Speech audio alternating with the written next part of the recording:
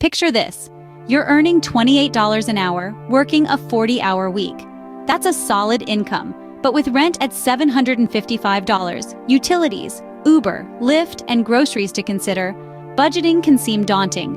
Fear not, here are some tips to help you save. First, know your monthly income.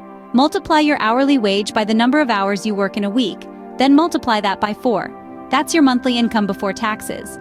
Next, subtract your fixed costs. These are costs you can't avoid, like rent and utilities. What's left is your discretionary income. Now consider your variable expenses. These are costs like Uber, Lyft, and groceries. Try to reduce these where you can. Maybe walk more or cook at home. Lastly, always aim to save at least 20% of your income. If this seems impossible, start small and increase your savings over time.